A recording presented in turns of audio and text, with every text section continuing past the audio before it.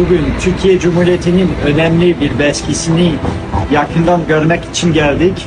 Au bâtiment des archives diplomatiques, là où est conservé le traité de Lausanne.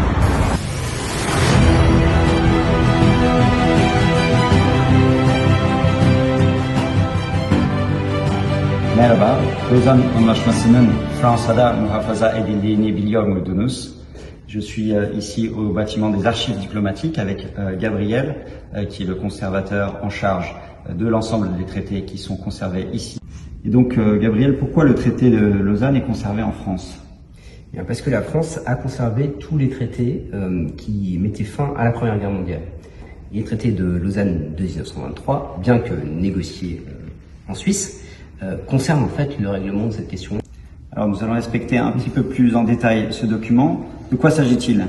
Alors ici c'est le traité de paix en lui-même, donc l'acte premier et le plus important qui est réalisé dans le cours de cette conférence et qui est complété de nombreux autres engagements bilatéraux, multilatéraux.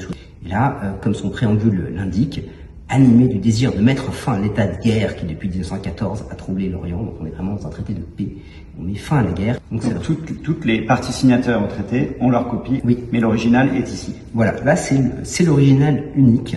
La France est dépositaire et non pas propriétaire du traité pour l'ensemble des autres parties contractantes. Et donc là, Gabriel, nous avons l'acte final du traité de Lausanne avec l'ensemble des signataires. On voit pour la Turquie İsmet Pacha, le docteur Riza Nur Bey et Hassan Bey, ancien ministre député de Trébizonde. Et donc, dernier document qu'on souhaiterait montrer, c'est l'instrument de ratification turc qui a été envoyé par la Turquie après donc la ratification par le Parlement turc.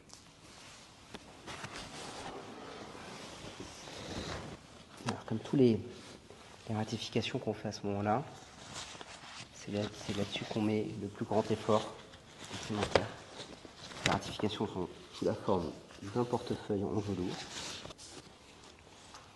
La ratification comprend un préambule en turc, avant la réforme évidemment de l'alphabet, donc c'est un turc ottoman.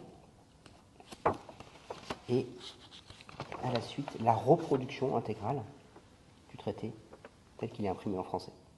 Et donc là, on a la signature de la ratification par Mustafa Kemal. Voilà, en tant que chef d'État.